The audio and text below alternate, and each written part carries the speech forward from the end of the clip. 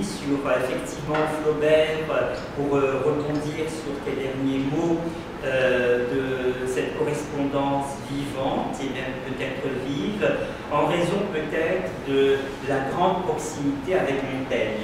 Et en fait, quand on voit se développer les essais de Montaigne, on voit ce jeu omniprésent et cette façon de prendre le sujet comme un exercice intellectuel, et du coup la correspondance, plutôt que d'être quelque chose à côté de l'œuvre, est une œuvre à part entière en raison de cette manière de mettre le sujet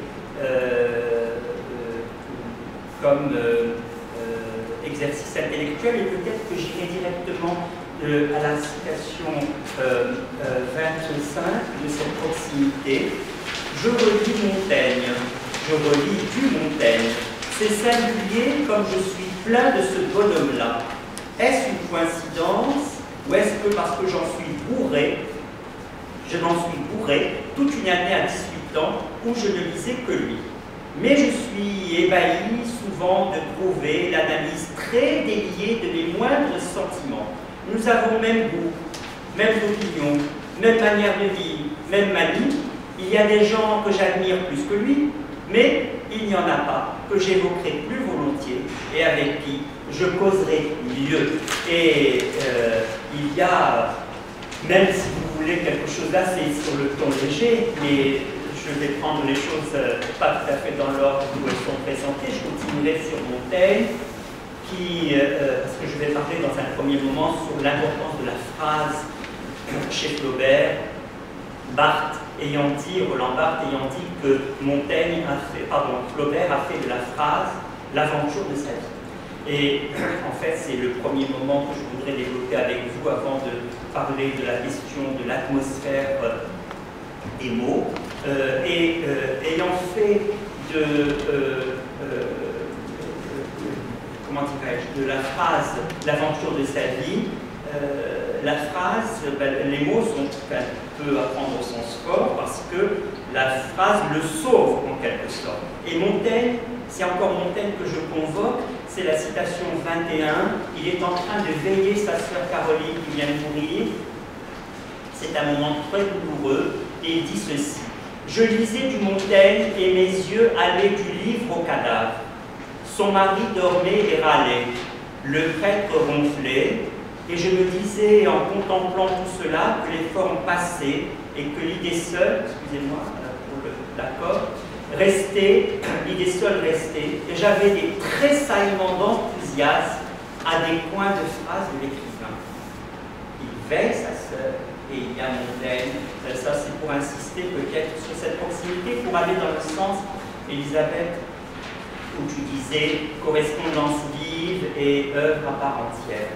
Alors si je reprenais peut-être un peu le propos que je voulais vous présenter aujourd'hui, je suis parti d'un titre, effectivement, comme vous le voyez, Flaubert, le casseur de cailloux, parce que ayant fait, comme dit Barthes, de la phrase son aventure de vie, cette aventure de vie, c'est être casseur de cailloux. Et être casseur de cailloux, c'est quoi? C'est finalement cette résistance qu'il rencontre à faire des phrases, cette résistance par exemple, avec George Sand, il dit vous, ça vient tout seul, c'est fluide, c'est la rivière qui coule, moi, ça ne vient pas du tout ainsi.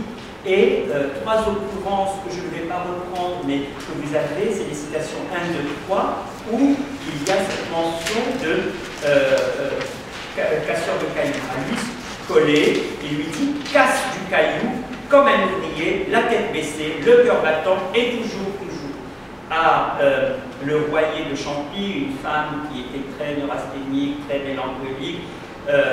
Je me couche tous les soirs exténué comme un manœuvre qui a cassé du caillou sur les grandes routes. Et puis, aussi, cette troisième occurrence, quant à moi, j'ai fait cet hiver tout ce que j'ai pu, et j'ai la conscience nette comme un bon casseur de cailloux. En fait, ce casseur de cailloux, pourquoi la phrase est si difficile, c'est parce qu'il faut qu'elle ait une respiration, un souffle, et qu'elle puisse se tenir elle-même, dit-il, comme la terre se tient seule, quasiment en apesanteur, et ce ce souffle, Guy de Maupassant le reprend à son sujet en le citant dans le petit texte qu'il y a consacré. C'est la citation 1, pardon, cette fois-ci.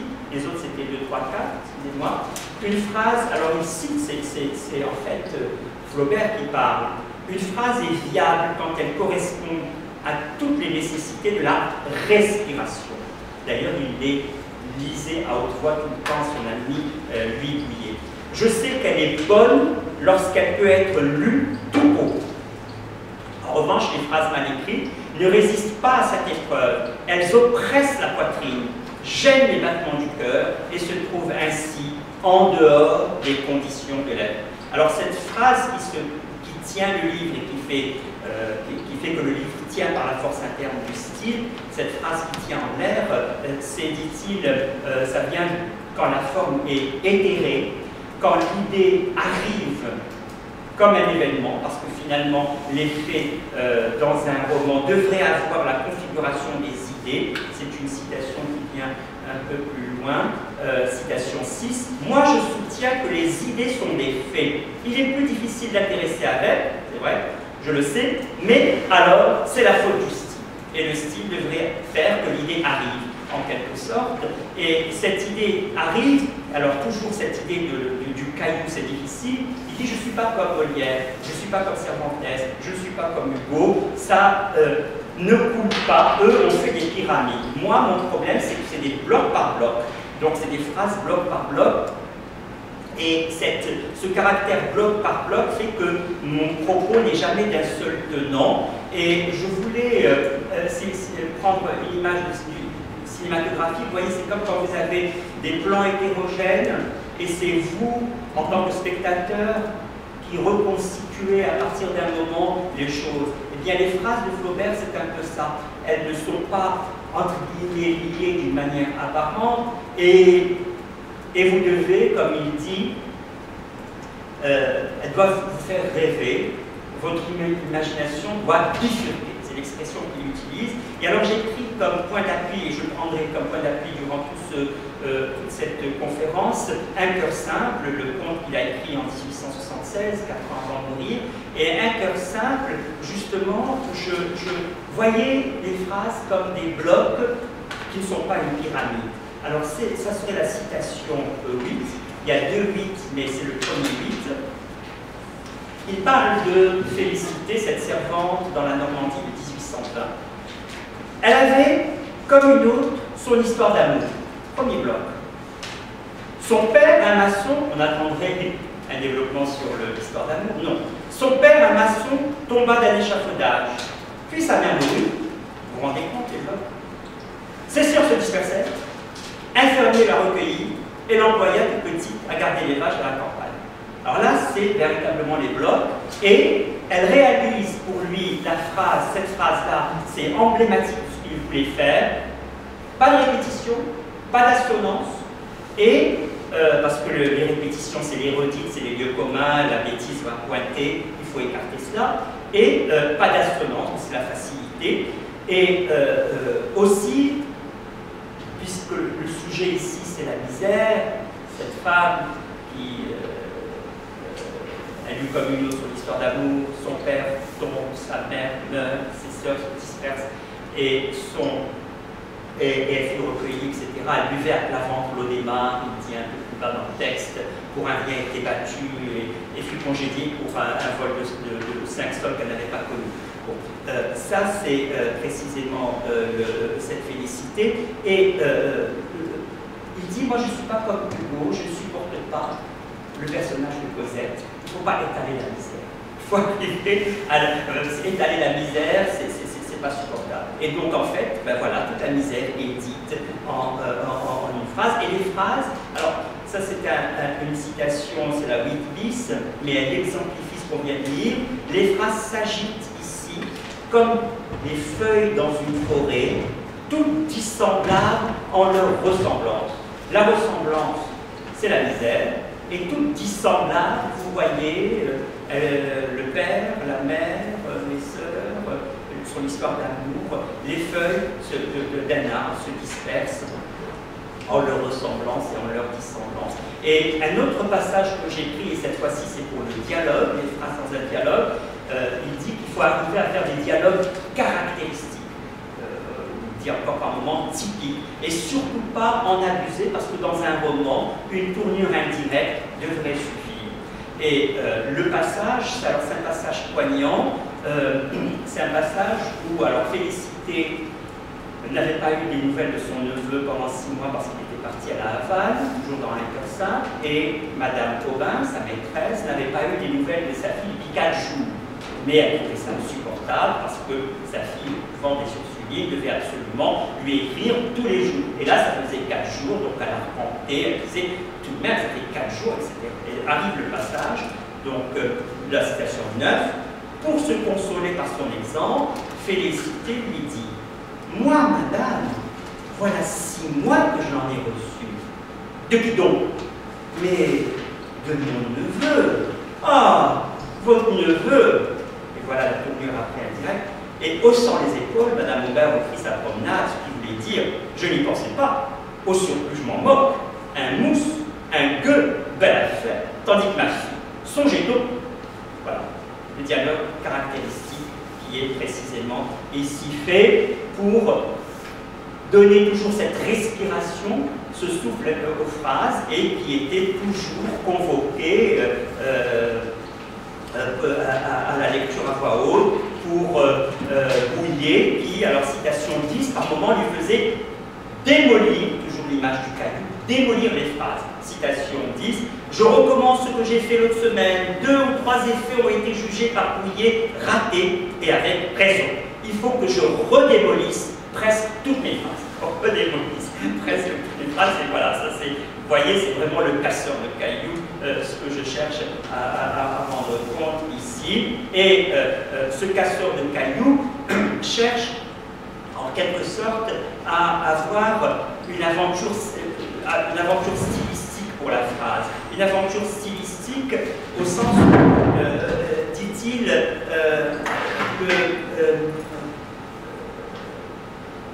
on a beaucoup avancé en écriture poétique, les vers, etc. Il n'y a plus tellement de progrès à faire en forme, lui semble-t-il, mais tout reste à faire en prose. Et c'est la citation 12, la prose est née d'hier, voilà ce qu'il faut se dire. Le vers est la forme par excellence des littératures anciennes, toutes les combinaisons prosodiques ont été faites, mais celle de la prose, tant s'en faut. Celle de la prose, tant s'en faut. Alors il faut arriver à quoi? C'est la citation suivante, des phrases nettes et qui se tiennent droites, debout tout en courant. Alors une phrase, imaginez la phrase droite, nette, debout tout en courant, ce qui est presque une impossibilité, avoue-t-il. Il faut se dégager de l'archaïsme du mot commun, avoir les idées contemporaines sans les mauvais termes, et que ce soit clair comme du Voltaire, touffu comme du Montaigne, nerveux comme de la Bruyère, et ruisselant de couleurs, toujours. Alors, je me suis dit, tiens, qu'est-ce que je peux trouver comme phrase qui se tient debout, droite, et qui court, et qui ruisselle de couleurs? Alors, toujours mon compte, un cœur simple, et c'est la phrase que je vous propose, la 14. Madame Taubin, c'est le second paragraphe du début de ce petit conte. Elle avait épousé un beau garçon sans fortune, mort au commencement de 1809, qui lui laissa 2 enfants très jeunes avec une quantité de dettes. Une phrase qui court la vie entière. Et cette phrase terrible, elle avait épousé un beau garçon mort. Mais, alors, on n'est pas encore installé dans la beauté du garçon, on n'est pas encore installé dans le mariage. Mort, voilà, déjà mort. Elle avait épousé un beau garçon mort au commencement de 1809, qui lui laissa 2 enfants très jeunes avec une quantité de dettes. Toute la vie résumée. Et alors, en fait, il dit dans sa correspondance, pas à propos de cela, mais il dit ailleurs, mon problème, c'est la disproportion entre l'esthétique et le physiologique. Par moment, effectivement, la physiologie, la vie, ça demande d'étaler. Mais moi, je veux ramasser. Alors, là, vraiment, c'est réussi. Vraiment, l'esthétique se ramasse, arrive à avoir... Non, la vie arrive à avoir le ramasser de l'esthétique, si je puis dire. Et Et en fait, je fais un peu de philosophie quand même, je suis philosophe, et ça m'a évoqué un passage du traité de l'entendement humain de Locke qui dit que l'instant, c'est le perpetual perishing. Le perpetual perishing, c'est-à-dire qu'on a la durée souveraine, et la durée, on ne s'y installe pas sauf si on est dans la constance. Mais si on n'est pas dans l'inconscience, si on est dans l'impersonnel de tout ce que l'on décrit, ce que tu disais Elisabeth, eh bien, on est dans chaque instant qui se suicide. Un instant chasse l'autre, perpetual perishing, les vagues de l'océan par exemple, etc. Ça a été travaillé par Whitehead qui a repris le perpetual perishing de Locke. Donc il y a toute une théorie, si vous voulez, de la temporalité par ce perpetual perishing pour fuir la durée, parce que finalement, attribut divin, peut-être, certainement, pas peut-être, certainement attribut divin, la durée, mais certains en ont fait un attribut de la conscience, mais du coup, qui peut parler d'une conscience souveraine. Parenthèse fermée. Finalement, perpetual perishing, et il dit finalement, à regarder de près, les choses vont dans ce sens, en quelque sorte très vite. C'est la citation d'après. On porte 20 ans une passion sommeillante qui n'agit qu'un seul jour et l'heure. On porte en 20 ans, c'est un peu comme la phrase précédente, une passion sommeillante qui n'agit qu'un seul jour et l'heure. Donc, voici pour deux bouts, droite et qui court. La phrase de bout droite et qui court, bien. Mais il y avait autre chose dans la phrase que j'ai citée, et la couleur toujours ruisselante de couleur. Alors je me suis demandé là encore, ruisselante de couleur, comment? Et alors il dit oui, c'est ce qui fait que Madame Bovary n'a pas été comprise, en dehors de tous les procès auxquels elle a donné lieu, parce qu'ils ont pensé que j'étais complètement dans cette médiocrité, alors que c'est toute cette médiocrité que je ne supporte pas, mais je voulais la fondre esthétiquement et la sauver par le style. Et justement, il dit, j'ai un problème de couleur, parce qu'il y a le mari qui est médiocre, il y a l'amant qui est médiocre, et il faut que j'arrive à dire qu'ils sont différents. Et comment faire ton sur ton, couleur sur couleur. Et c'est là, il dit mon mari, c'est drôle dans la correspondance, mon mari, mais il n'est pas de Homais. Alors, citation 16, mon mari aime sa femme un peu de la même manière que mon amant. C'est un problème. C'est marrant comme phrase, c'est très marrant. Très, comment on dit, gender aujourd'hui. Ce sont deux médiocrités dans le même milieu et qu'il faut différencier pourtant. Différencier entre l'amant et tout le style, c'est que nous lisant Madame Bovary, on se dit les deux n'ont rien à voir, alors que c'est la médiocrité très semblable. Bien.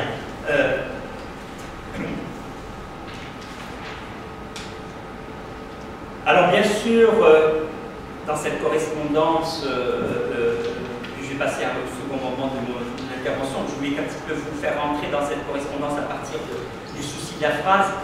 Il y a des passages magnifiques avec George Sand, à qui il dédie un cœur simple et qui malheureusement ne va pas pouvoir le lire parce qu'elle va mourir avant. Elle meurt en 76 et un cœur simple n'était pas terminé. Elle n'arrête pas de lui dire un peu de sensibilité, ce caractère impersonnel que tu es asservi à un moi tyrannique, le moi intellectuel est un moi tyrannique plein de fantasmes et qui est fantasme, dit-elle, etc. Et elle lui lance un jour une accusation grave, tu préfères les phrases aux êtres. Et il dit, mais je ne suis pas assez cuistre pour penser que je préfère les phrases aux êtres. Non, puisque ma sensibilité est, alors nous on dirait exacerbée, mais lui il disait exaspérée.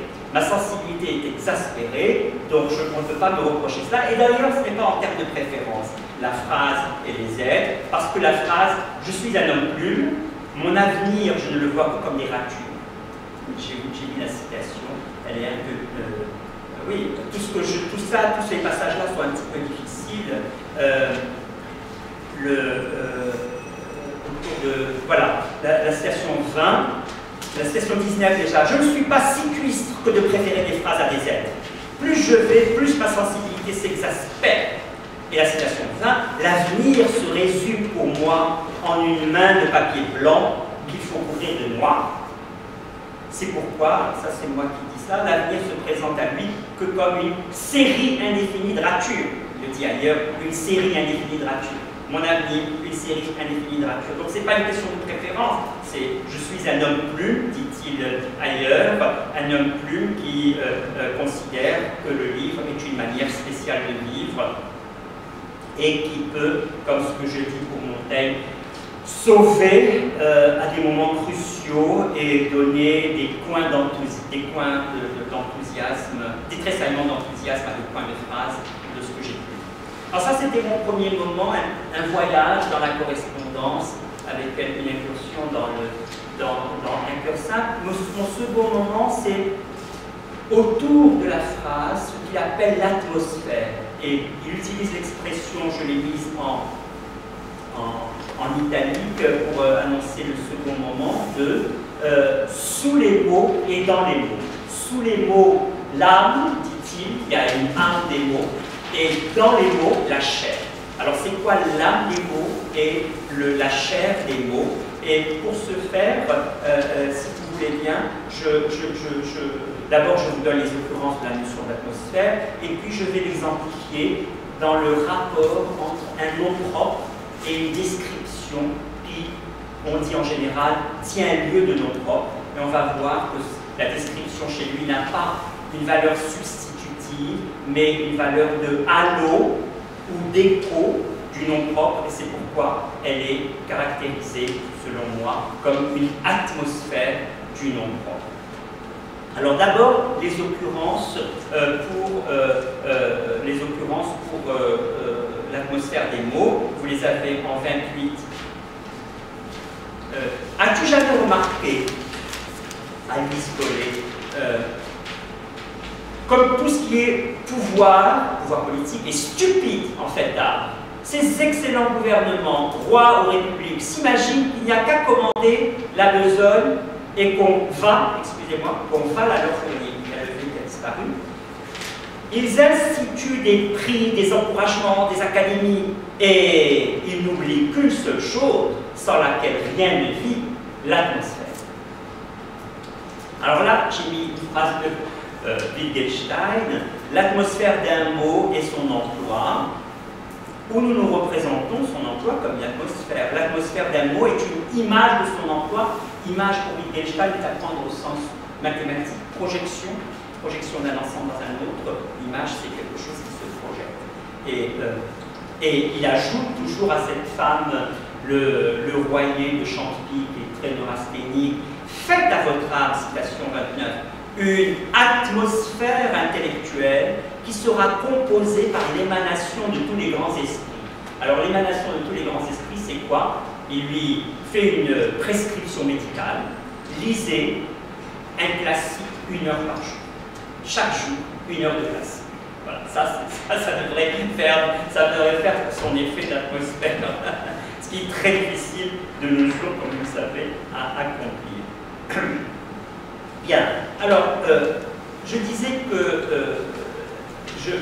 j'allais exemplifier ou illustrer cette notion d'atmosphère par les descriptions. Traditionnellement, alors je prends le terme au sens peut-être d'abord technique de Bertrand Russell, que tu as mentionné tout à l'heure parmi une des préoccupations intellectuelles. Bertrand Russell avait dit que la description définie était quelque chose qui permettait de d'étendre notre connaissance, parce que les noms propres, c'est ici et maintenant, telle personne que je désigne, la dénomination est directe, et la description définie est indirecte, le précepteur d'Alexandre le Grand pour Aristote, le philosophe qui a lu la Cibule pour Socrate, et donc ça élargit la connaissance en décrivant, mais pour Russell, ça gardait l'idée que quand la description était vraie, ce qui se passe dans un contexte logique, quand la description était vraie, elle pouvait se substituer au nom propre. Alors chez Flaubert, on n'est pas dans un contexte de vérité, mais on est dans un contexte, si vous voulez, de fiction, et En réalité, la description ne va pas servir de substitution au nom propre, mais comme un relais, un moteur, un support pour que l'on place la définition, que l'on place un halo autour du nom propre. Alors c'est ça que je veux voir avec vous, comment un nom propre est rattaché à une série de descriptions. Et quand je dis série, je dis des descriptions énumératives, et on n'a jamais fini avec l'énumération, alors que le modèle de la substitution russellien, c'est un modèle où finalement il y a une clôture récursive à un moment. Là, précisément, quand s'arrête l'énumération, eh bien, ce n'est pas bien clair. Et justement, comment ça va s'organiser? Là, je vais prendre encore un cas simple comme exemple. Vous avez le début assez simple, on va dire assez anodin. Pendant un demi-siècle, les bourgeoises de Pont-l'Évêque envièrent à Madame Aubin sa servante Félicité. Alors, les bourgeoises de Pont-l'Évêque, description définie, pardon, les bourgeoises de Pont-l'Évêque, Madame Aubin, donc on comprend que Madame Aubin, le nom propre, est déterminé par le fait que c'est une bourgeoise de Pont-l'Évêque. Parmi les bourgeoises de Pont-l'Évêque, il y a Madame Aubin. Pendant un demi-siècle, les bourgeoises de Pont-l'Évêque envièrent Madame Aubin, sa servante Félicité, donc Félicité précédée par la servante, le nom propre précédé par la description de la servante. Mais ça, c'est presque anodin. En fait, là où la description va devenir une atmosphère pour le nom propre, c'est ce qui vient après. Alors, c'est cette phrase que j'ai mise en 31. Les bourgeois de Pont-l'Évêque envièrent Madame Aubin sa servante Félicité, mais après commence véritablement le travail énumératif qui donne un halo au nom propre par la description. Pour 100 francs par an, elle faisait la cuisine et le ménage, cousait, lavait, repassait, savait brider un cheval, engraisser les volailles, battre le beurre et resta fidèle à sa maîtresse, qui cependant n'était pas une personne agréable. Alors ça, si vous voulez, c'est cette description énumérative qui est véritablement le travail d'écriture où on arrive en quelque sorte à, par le tourbillon des tâches auxquelles elle est assujettie, d'entendre Félicité, d'entendre le nom propre Félicité sous le mot, dans le mot, etc. Donc, l'énumération accomplit ce que ne fait pas la dénomination, elle accomplit la fonction de restitution d'un faisceau de vie, atmosphère. Vous avez en tête la réplique de Arletty dans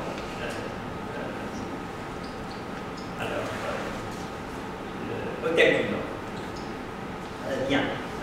Est-ce que j'ai une gueule d'atmosphère? Est-ce que j'ai une gueule d'atmosphère, dit Arletty dans ce film? Premier exemple, celui-ci. Second exemple, alors c'est plus touffu, pour reprendre son expression. Que se passe-t-il? Tout à l'heure, je disais, elle lut comme une autre son histoire d'amour, c'est avec un homme cossu, bourgeois, ça ne va pas marcher, disproportion, des fortunes, etc. Et comment il arrive? Son prénom Théodore est précédé de toute une description énumérative. Et on lit la phrase, alors elle est à un bal, 31, il y a deux 31, excusez-moi, c'est le second 31. Il lui paya du cidre, du café, de la galette, un foulard. Voilà, on énumère. Et s'imaginant qu'elle le devinait, offrit de la reconduire. Et là, on va avoir encore des blocs de phrases comme on a vu tout à l'heure. Au bord d'un champ d'avoine, il la renversa brutalement. Elle eut peur et se mit à crier. Il s'éloigna. Un autre soir, sur la route de Beaumont, elle voulut dépasser un grand chariot de foin qui avançait lentement. Et en frôlant les roues, elle reconnut Théodore. Et Théodore est nommé pour la première fois là. Et on ne doute pas qu'il s'agit de lui quand elle le retrouve. Et en fait, toute l'énumération précédente, c'était Théodore. Le cidre, le café, la galette, le foulard. son geste de la renverser, etc. Et en fait, la description joue le rôle relationnel pour, je dirais, combattre la tentation solipsiste du nom propre. On est enfermé dans un nom propre. Un nom propre, ça ne vous dit rien, au sens où ça ne se traduit pas. La seule chose qui ne se traduit pas, c'est un nom propre. Vous avez beau ne pas connaître une autre langue, le coréen, le chinois ou que sais-je, l'arabe, mais votre ami qui a un nom propre dans cette langue, eh bien vous l'entendez, vous pouvez le répéter, même si vous ne pouvez donner aucune description définie, parce que la description définie, en revanche, suppose la connaissance de la langue. Donc Théodore, c'est pas simplement le jeune homme d'apparence cossue, ça serait en quelque sorte la description définie substitutive. Et pourquoi ça ne marche pas? Parce que la substitution convoque la description comme représentation. On se le représente, jeune homme d'apparence cossue. Et ça ne marche pas parce que ça subjective les choses. En revanche, on doit se le représenter comme le cidre, le foulard et toute l'énumération des choses qui sont le halo de son nom. Donc, éviter le rôle représentatif de la description, et l'énumération joue un rôle antipsychologique majeur, comme vous le voyez, et on retrouve là l'exigence du style impersonnel dont parlait Elisabeth tout à l'heure, dans ce qu'il y a de plus personnel, et précisément le nom propre. Le nom propre, troisième occurrence, c'est la description de la chambre de félicité. Et la description de la chambre de félicité est uniquement une énumération d'objets avec, pour ceux qui ont lu le début de l'ouvrage, la mention, le rappel atmosphérique des noms propres du neveu qui est mort, là, et de la Virginie, la fille de sa maîtresse, qui est morte aussi au moment de ce passage. Cet endroit, sa chambre, citation 32, où elle admettait peu de monde, avait l'air tout à la fois d'une chapelle et d'un bazar, tant il contenait d'objets religieux et de choses hétéroclites. Une grande armoire gênée pour ouvrir. En face de la fenêtre, surplombant le jardin, un aile de bœuf regardait la cour. Une table près du lit de cendre supportait un pot à l'eau, de peigne et un cube de savon bleu dans une assiette ébréchée. On voyait contre les murs des chapelets, des médailles, plusieurs bonnes vierges, un bénitier en noix de coco, sur la commode couverte d'un drap comme un hôtel, la boîte en coquillage que lui avait donnée Victor. Vous voyez le prénom Victor, comment il arrive. La boîte de coquillage que lui avait donnée Victor, parce qu'il allait toujours outre-mer. Puis un arrosoir et un ballon, des cahiers d'écriture, la géographie en estampes, une paire de bottines, et au clou du miroir, accroché par ses rubans, le petit chapeau de peluche. Et le petit chapeau de peluche, c'est le moment émouvant où tout, alors c'est terrible, ça c'est tout l'aspect morbide chez lui, tout dévoré de vernis, le petit chapeau de peluche appartenait à Virginie, et sa maîtresse lui donne 4 ou 5 années après, quand il est tout vermoulu de vernis, et c'est un moment où elles s'embrassent toutes les deux, parce que l'affection les fait se rejoindre dans ce moment-là. Et donc, voyez la mention de Virginie par le petit chapeau de peluche. Le petit chapeau de peluche et la boîte de coquillage pour Victor. Comme vous le voyez, l'accumulation évite la représentation psychologique, je l'ai dit. Ici, en l'occurrence, la misère de la perte de son neveu, de la fille de sa maîtresse, et on a, je cite une expression de Wittgenstein qui me vient ici, comme l'écho d'une pensée dans le voir. Il appelle ça l'aspect Wittgenstein, l'écho d'une pensée dans le voir, et l'écho d'une pensée dans le voir, c'est quand l'œil s'enfonce dans l'espace de la chambre. Et vous avez un écho de la pensée dans le voile. Il s'enfonce à la manière de ce que, à la même époque, Foucault décrit dans l'essence de la clinique, la méthode médicale, c'était véritablement s'enfoncer dans l'espace du corps, et on imagine mal comment on puisse illustrer. Il était furieux contre l'illustration, on lui a demandé la possibilité d'illustrer Madame Bovary, il a dit non, autant crever, pas d'illustration. Je l'avais mise avant, si je la retrouve, je vous la dirai tout à l'heure.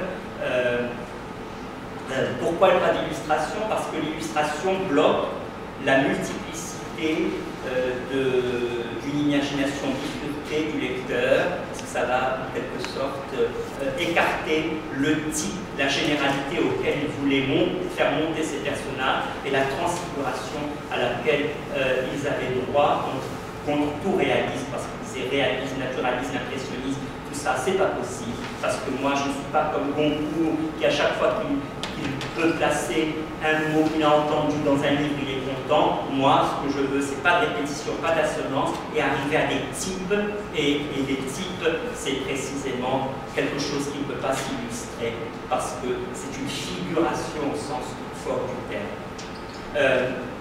Pour conclure tout à fait, j'ai mis en écho un passage de description énumérative de cet ouvrage extraordinaire, Let's Praise Now Famous Men de A.G. et Evans, parce que justement c'est la description qui fait tout. Ces deux personnes qui sont parties pour un magazine en 1936 dans l'Alabama pour ramener un reportage sur la crise issue de 29 et la misère des paysans dans l'Alabama, et ils ont ramené un ouvrage de 500 pages, c'est-à-dire que ce n'était pas publié dans un magazine, l'un était photographe et l'autre était reporter, et donc en fait ils ont tout décrit de la vie de ces paysans, mais tout décrit, tout est numéré. Je lis parce que c'est un écho à Flaubert extraordinaire. C'est donc l'ouvrage a été publié je crois en 51, mais c'est un voyage en 36. Un caleçon taché, une robe de bébé, une casquette de petit garçon, une chaussette de bébé, une paire de chaussettes à bon marché, un morceau de tissu vert qui sert de lacet et, au fond du coffre, les yeux écarquillés d'une petite poupée. Ou encore, un autre passage, un vieux peigne noir, presque entièrement édenté, qui sent le champignon et le caoutchouc fichu, un coquillage blanc, c'est drôle, écho avec un dépôt de poussière noire au fond et un petit bouton blanc posé dessus. Un petit nécessaire à couture rose, imitation soie, d'où jaillit le torse encorseté d'une poupée de porcelaine. Une petite chienne en porcelaine, assise avec sa portée de 3 petits chiots de porcelaine, assis autour d'elle en un triangle équilatéral. Leurs regards se croisant sur elle. Ils ont été donnés à Louise. Le prénom arrive seulement là. Et tout ça, c'est Louise. Ils ont été donnés à Louise pour Noël, et c'est à une exception près le bien qu'elle chérit le plus au monde. Pour conclure tout à fait, conjonction d'objets hétéroclites, arriver à faire un énoncé d'observation et non pas un terme, d'où l'importance de la phrase par laquelle j'ai commencé. On ne commence pas par des termes, on commence par un énoncé d'observation qui est une image de partie limitée d'une scène vue, que ce soit la chambre ou ici le coffre, pour après avoir fait ces conjonctions, après vous pouvez faire de la prédication, dire ceci et cela, mais ça commence par le ET avant le EST. Et la description énumérative a pour effet de nous installer en quelque sorte avant le moment de réification des objets. Parce que si précisément je les énumère, je vois comme le processus par lequel ils sont réifiés, c'est-à-dire introduits dans le faisceau d'une vie. Et c'est ce qui me semble être une restitution d'atmosphère. Alors, Wittgenstein disait le nom propre et on devrait s'y rapporter comme quelque chose de sacré parce que c'est la première parure jetée sur nos épaules à la naissance. Et cette première parure jetée sur nos épaules, comme vous voyez, souvent on ne change pas de nom propre, c'est l'élément de constance de l'identité en quelque sorte, mais précisément, il a besoin de toutes les relations données par cette phénoménologie des objets décrits et énumérés pour pouvoir s'y accrocher, parce que de lui-même il n'est pas traduisible, et dans les déficits cognitifs des personnes atteintes d'Alzheimer, ou celles qui vieillissent et qui sont marquées par une sénilité, on appelle ça l'oubli bénin de l'âge, et bien, pour se maintenir l'énumération des objets et l'atmosphère des noms.